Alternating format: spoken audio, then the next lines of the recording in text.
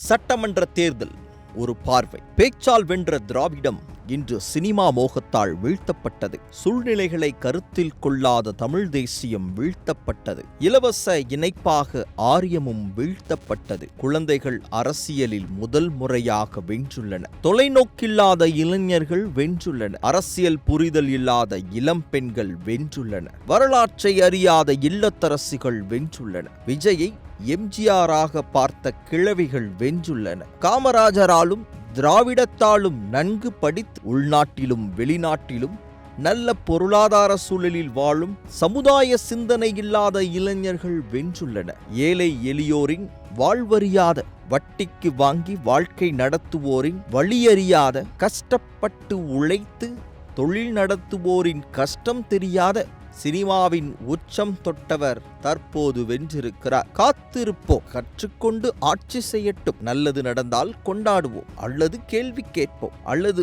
5 ஆண்டுகள் கழித்து வாக்காளர் அடையாள அட்டையால் மக்களே புதிய தீர்ப்பை எழுதட்டும்.